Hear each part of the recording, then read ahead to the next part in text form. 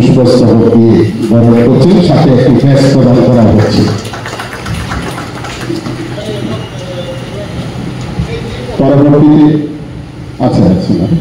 পরম পূজনীয় শ্রীমৎ স্বামী ঈশ্বর আনন্দজি মহারাজকে বরণ করে নেওয়া হবে।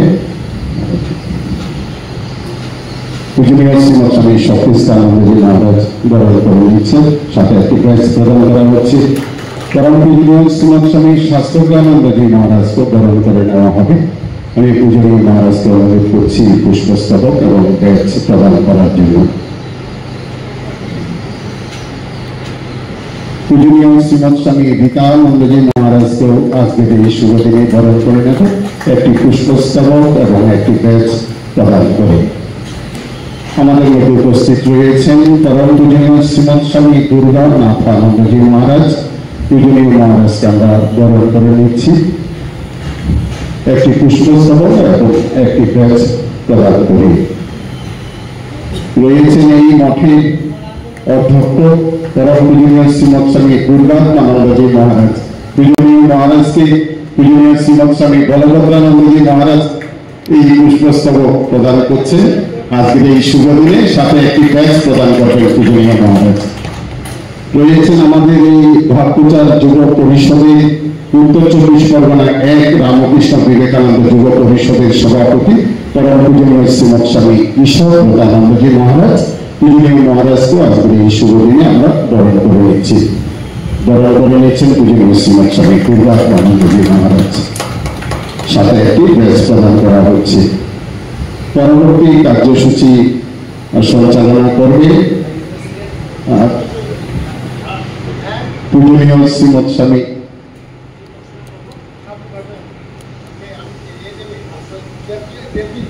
ভাব প্রচার পরিষদের কনভেনার এবং যুব পরিষদের ভাইস প্রেসিডেন্ট শ্রী প্রশান্ত চৌধুরী মহারাজকে বরণ করে নেবেন। এই যুব পরিষদের প্রেসিডেন্ট স্বামী ঈশ্বরব্রতানন্দ মহারাজ। হ্যাঁ, অমিত মহারাজ একটা চুপি চুপি দিয়ে একটা পুষ্পস্তবক দিয়ে দাও। এই অমিত মহারাজ আছেন, উনি কিন্তু সব ধরে আছে। একটা চকলেট ক্যাডবেরি এরকম দিলেও খুশি হতো। ও হচ্ছে, ও বলছি ছোট বলে, আপনারা উনি বলবেন। ও হচ্ছে যে আমাদের এই সেল আছে, এডুকেশন সেল আছে, সেটাও ধরে রাখে। ইউথ সেল, এই যুব বিভাগ, এগুলো সব ও সব মনিটর করে। এবং যারা এই অনুষ্ঠান করছেন এখানে, তারা সবসময় কিন্তু ওর সঙ্গেই বেশি যোগাযোগ রাখছে। মাঝে মাঝে আমাকে একটু ফোন করতে করি, পাচ্ছে আমার নামটা ভুলে যায় ওকে। যেমন বৃহস্পতিবারের সঙ্গে ওই যোগাযোগ করছে, আমি 2 দিন আগে ফোন করলাম, পাচ্ছে বৃহস্পতিবারের মনে থাকে যে আমি আছি। এই ব্যাপার কাজে ওকে পুষ্পস্তবক দিলে ছোট কথা, ওকে ওর থেকে বড় জিনিস দিতে হবে। ক্যাডবেরি সব, কিন্তু ক্যাডবেরি দিল না। আপনাদের কারোর কাছে আছে ক্যাডবেরি পকেটে? ঠিক আছে, পরে আর কি আছে?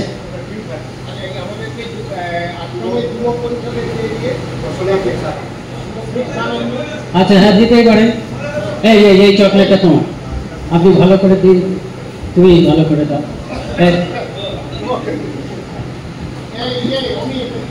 ও হচ্ছে বীরা প্রসন্নজি। এ হচ্ছে কি মহারাজ? যুব পরিষদ কনভেনার। অবশ্যই এর হাতেই সব, এর ঘরেই সব বলা যেতে পারে।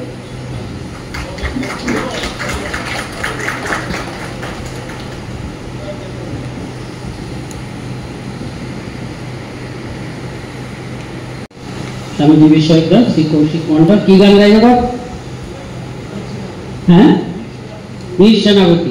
ঠিক আছে, তুমি 1 লাইন করে করবে। হ্যাঁ, বীর সেনাপতি বিবেকানন্দ ওই যে ডাকিছে আয় রে আয়, এটা করবে।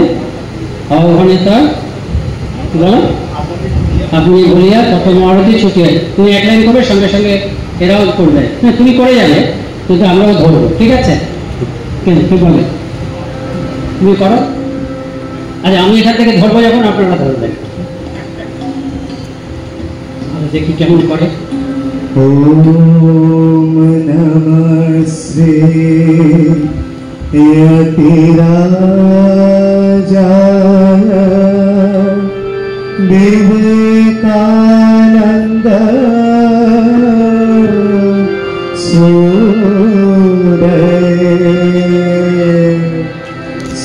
स्वचित सुख स्वरूपाय स्वामी तापहरे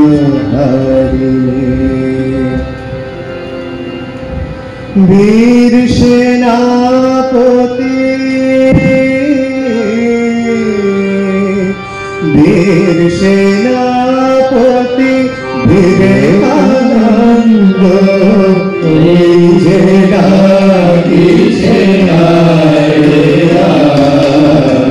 आहो मानिका आपोना भोलिया आहो मानिका आपोना भोलिया ततो महारवि छुड़िया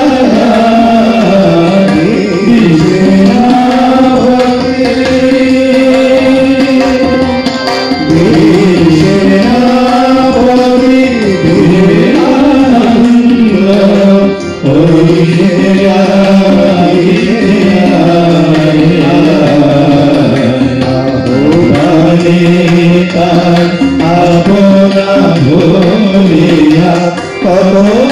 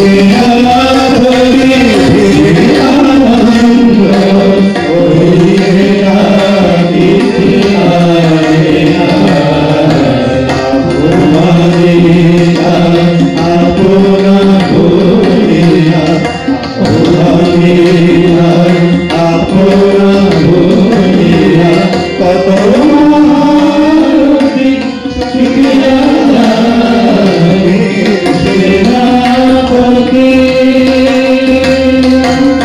বীর সেনাপতি বীর সেনাপতি বীর সেনাপতি।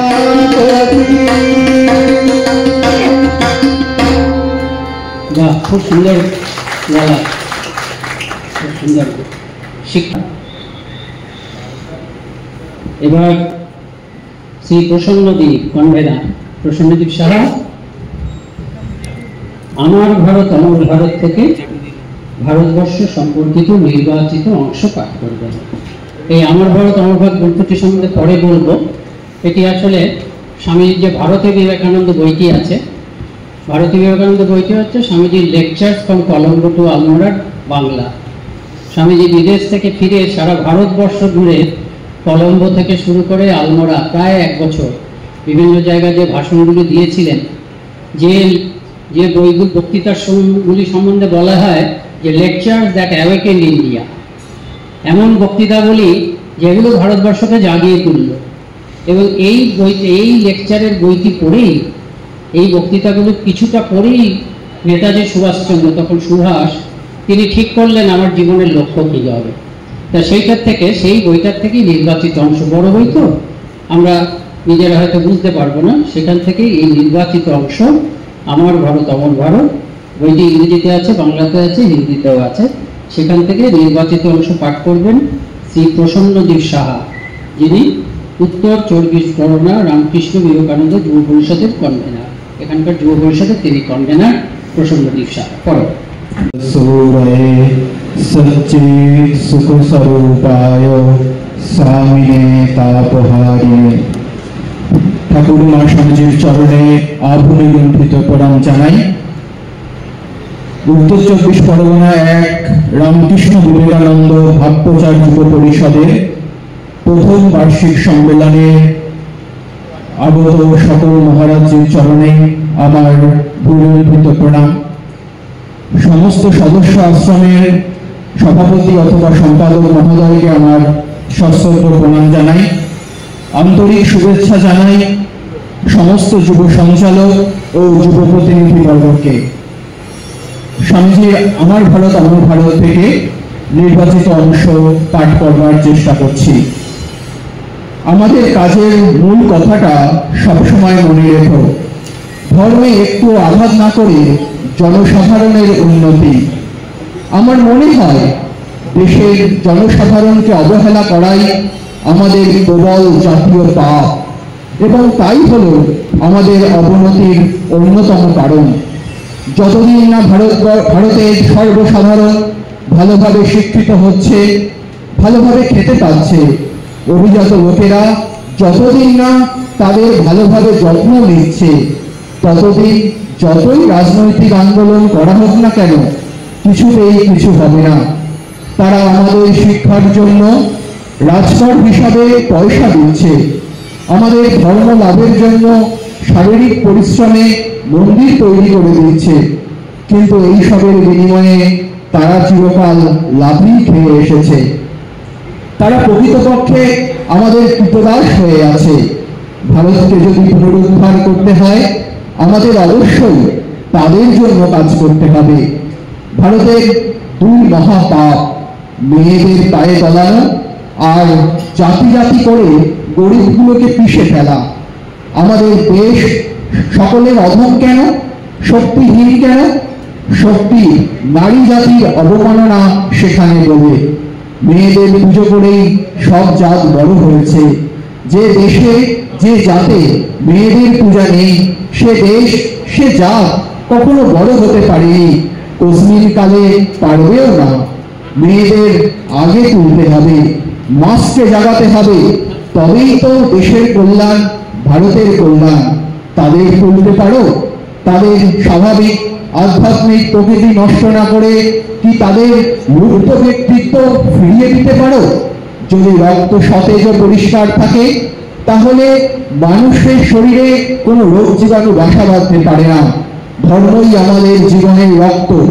যদি সেই রক্ত প্রবাহ চলাচলে কোনো বাধা না থাকে, যদি এই রক্ত বিশুদ্ধ থাকে, তবে রাজনৈতিক, সামাজিক বা অন্য যে কোনো ধরনের বাহ্যিক ত্রুটি, এমনকি দেশের দারিদ্র পর্যন্ত দূর হয়ে যাবে।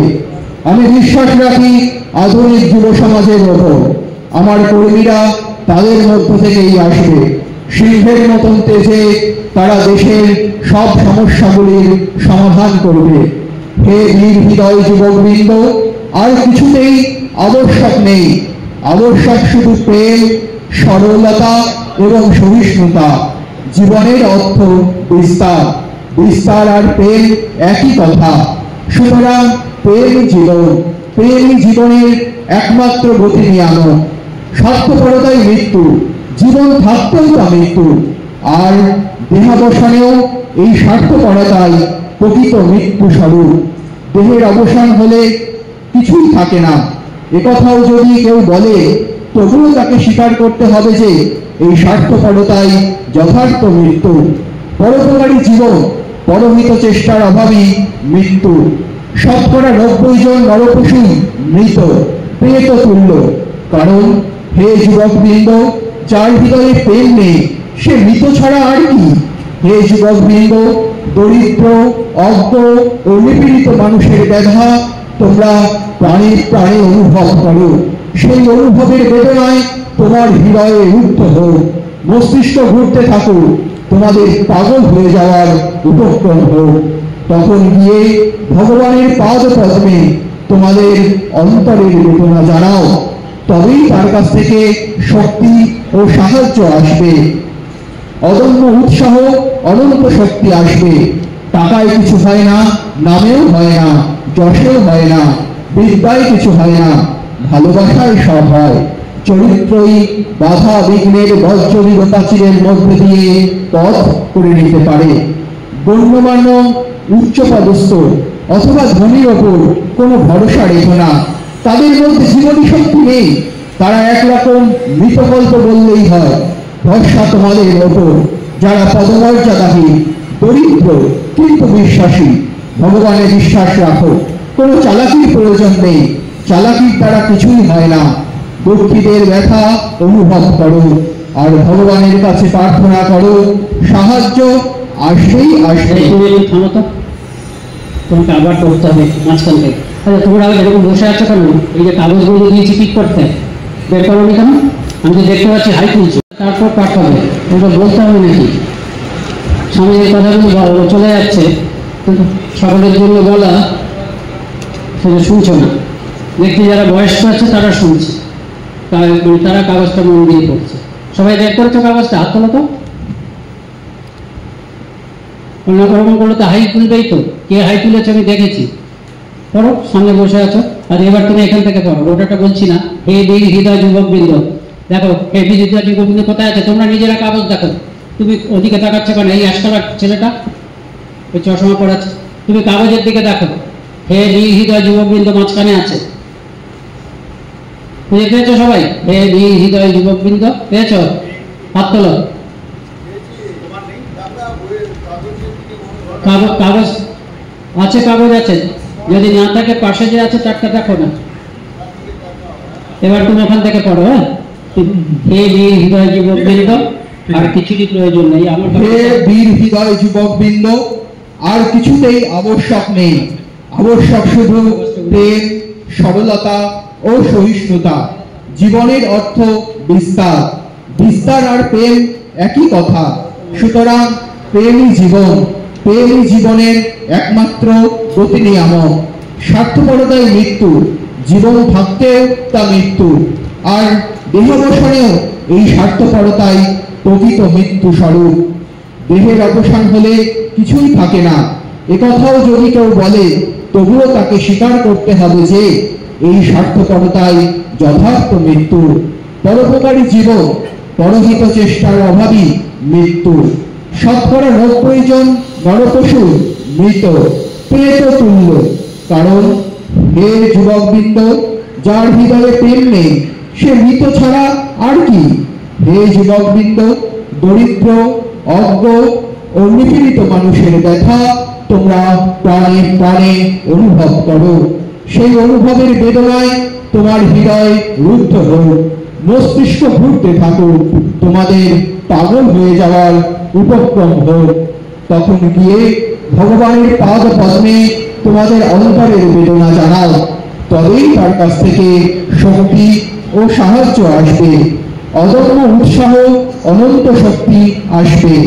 টাকায় কিছু হয় না, নামেও হয় না, যশেও হয় না, বিদ্যায় কিছু হয় না, ভালোবাসায় সব হয়।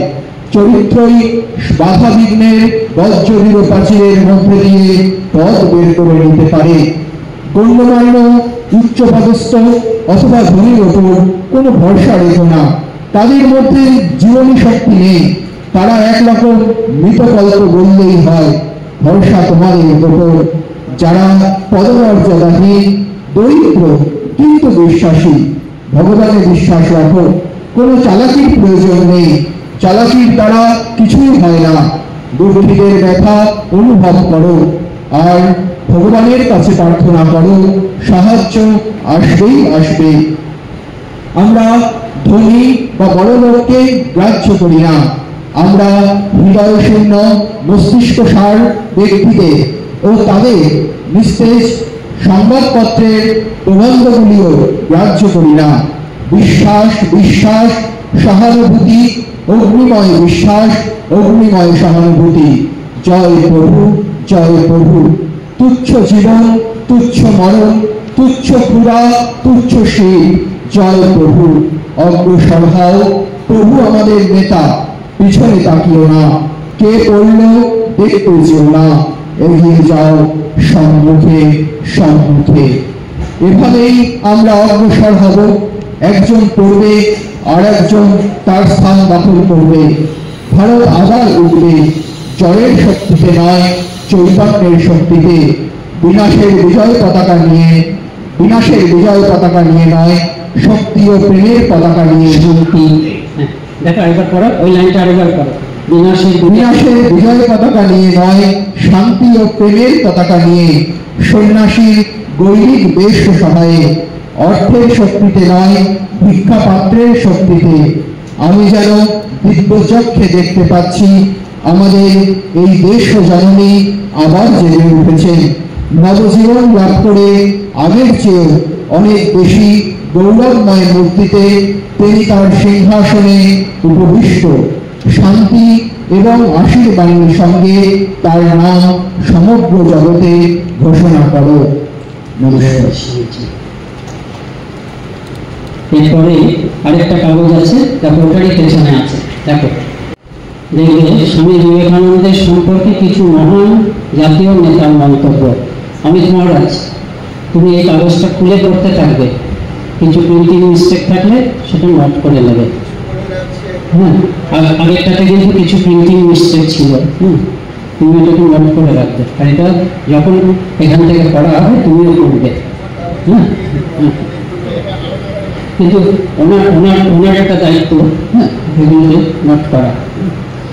তাহলে আমি জানি মহারাজ, আমি বলবো, ভুলে যাইনি।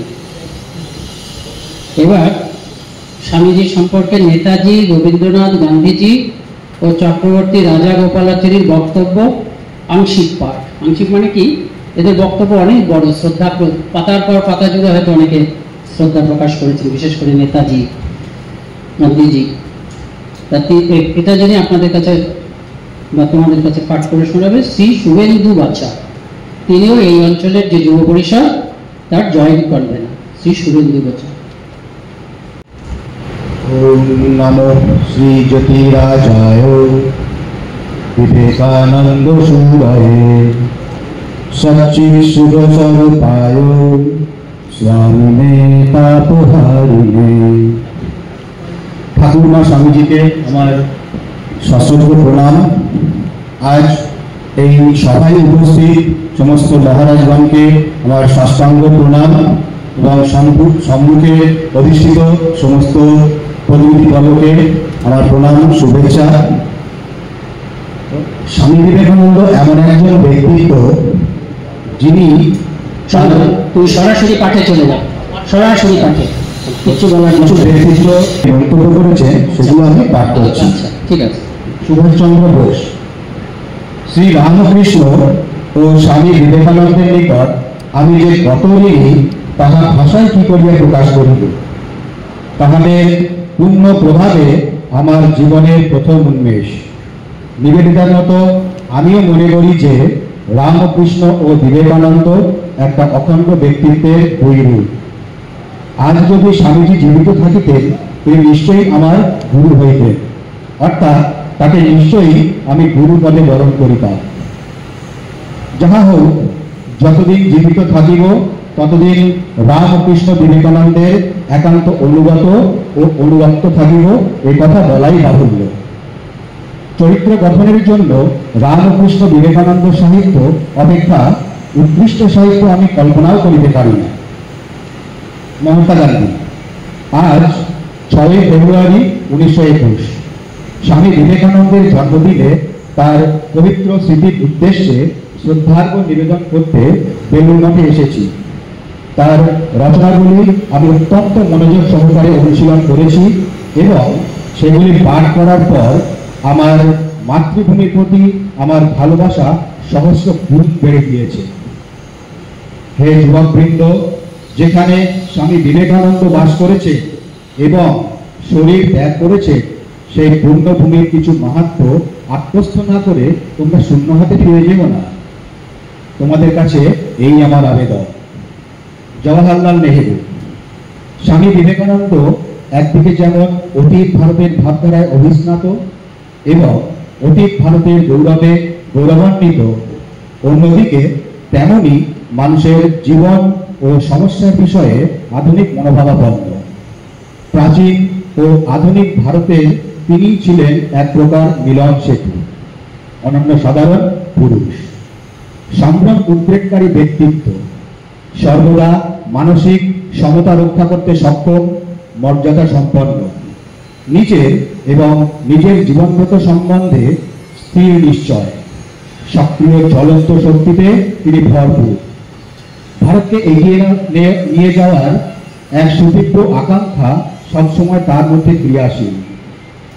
হতাশ আদর্শভ্রষ্ট হিন্দু মানুষে তিনি সঞ্চার করেছিলেন শক্তি, তাকে দান করেছিলেন আত্মবিশ্বাস এবং অতীত সম্পদের কিছুটা উত্তরাধিকার।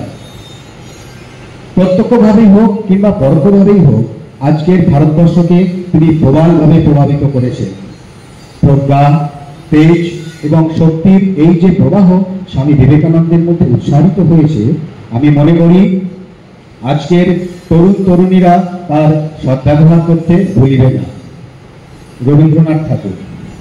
বিবেকানন্দের এই বাণী সম্পূর্ণ মানুষের উদ্বোধন বলেই কর্মের মধ্য দিয়ে, ত্যাগের মধ্য দিয়ে মুক্তির বিচিত্র পথে আমাদের যুবকদের প্রবৃত্ত করেছে।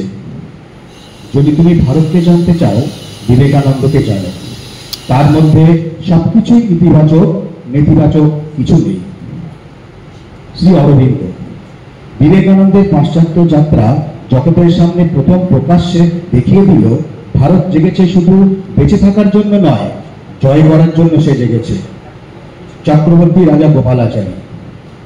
আমাদের আধুনিক ইতিহাসের দিকে ফিরে তাকালে যে কেউ স্পষ্ট দেখিতে পাবে স্বামী বিবেকানন্দের কাছে আমরা কত ঋণী। ভারতের আত্মমহিমার দিকে ভারতের নয়ন তিনি উন্মীলিত করে দিয়েছেন। তিনি রাজনীতির আধ্যাত্মিক ভিত্তি নির্মাণ করেছিলেন। আমরা অন্ধ ছিলাম, তিনি আমাদের দৃষ্টি দিয়েছেন। তিনি ভারতীয় স্বাধীনতার জনক, আমাদের রাজনৈতিক, সাংস্কৃতিক ও আধ্যাত্মিক স্বাধীনতার তিনি পিতা। স্বামী বিবেকানন্দ হিন্দু ধর্ম এবং ভারতবর্ষকে রক্ষা করেছিলেন। তিনি না থাকলে আমরা আমাদের ধর্ম হারাতাম এবং স্বাধীনতা লাভ করতে পারতাম না।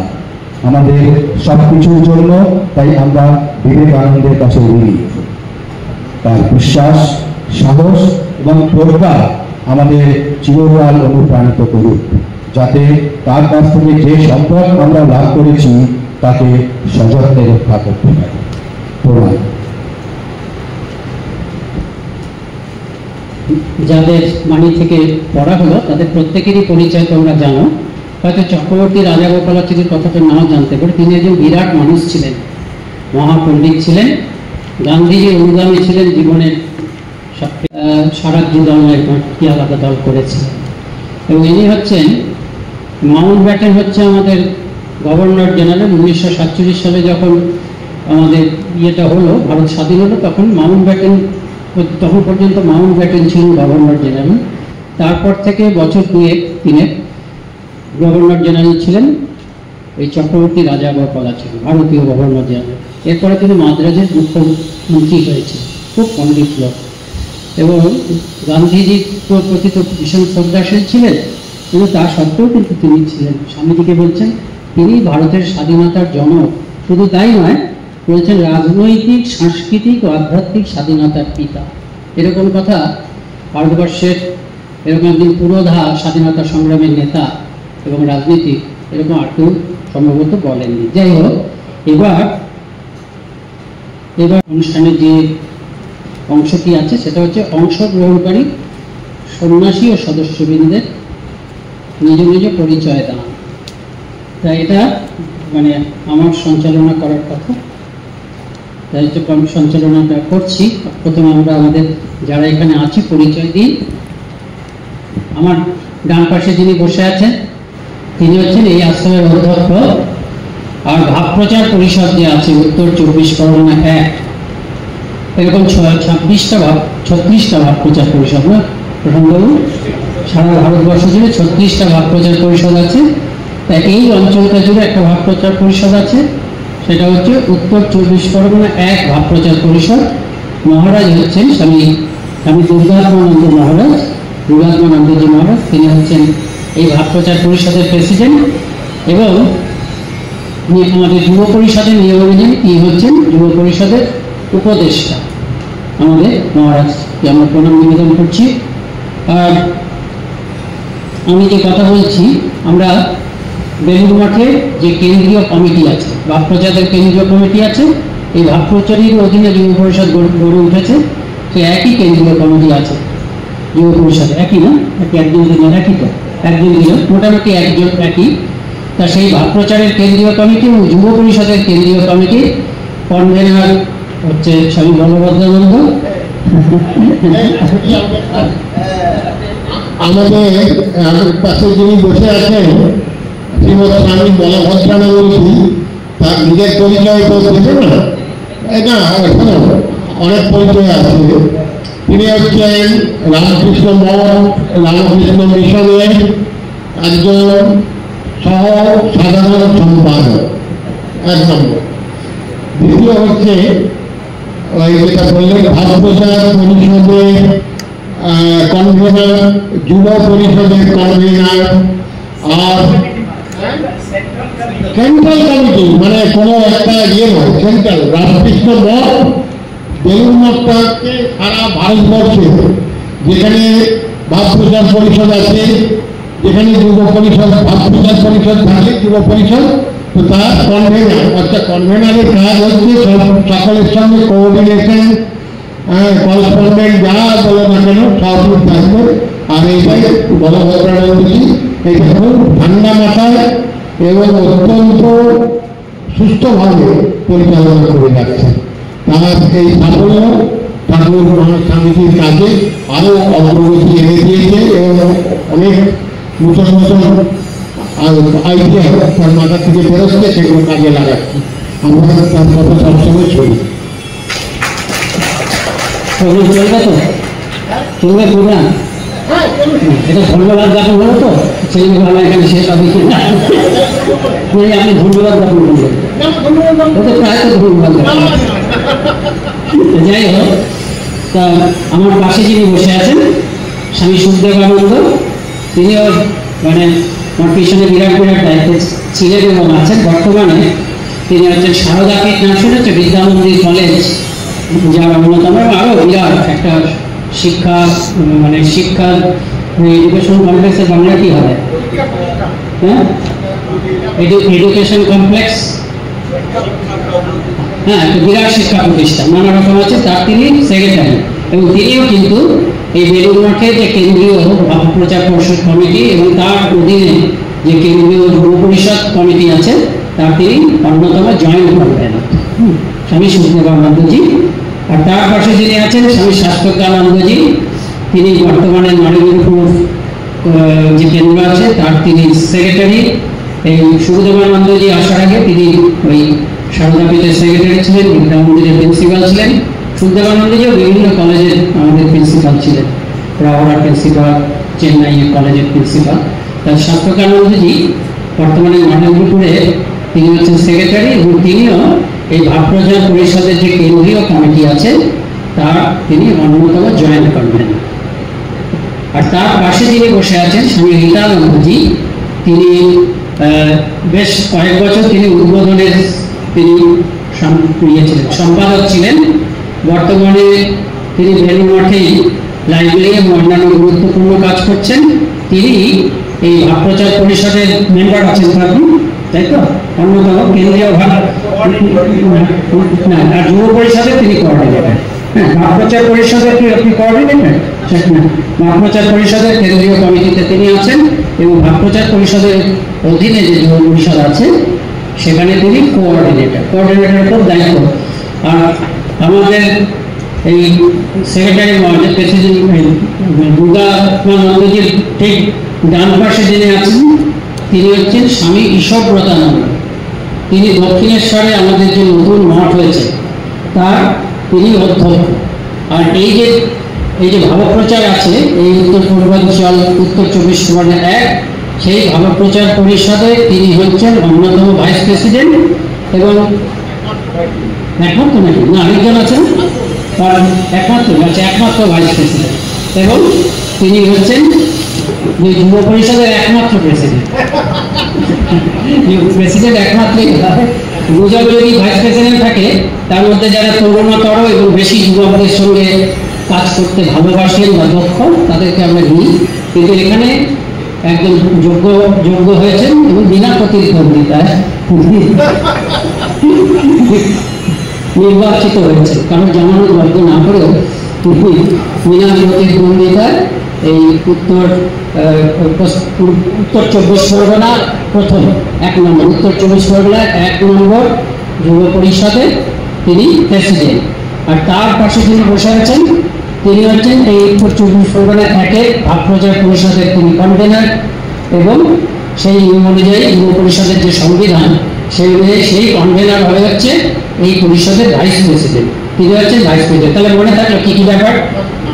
প্রশান্ত চৌধুরী খুবই আন্তরিক। তাহলে থাকলো কি যেটা যুব পরিষদের ব্যাপারে আপনারা খেয়াল রাখবেন, আমাদের কথা না জানলে হবে, হ্যাঁ, কারণ আমরা বারবার ধরে আসবো না। হ্যাঁ, আমি বলবো খেয়াল আছে। তাহলে হলো কি আমার পাশে যিনি বসে আছেন তিনি হচ্ছেন যুব পরিষদের উপদেষ্টা, তার পাশে যিনি বসে আছেন তিনি যুব পরিষদের প্রেসিডেন্ট, তার পাশে যিনি বসে আছেন তিনি যুব পরিষদের ভাইস প্রেসিডেন্ট। মনে রাখা খুব সহজ, ভাইস প্রেসিডেন্ট তার থেকে একটু উঁচুতে উঠে প্রেসিডেন্ট, তারপর একজন মাথার উপরে হচ্ছেন উপদেষ্টা।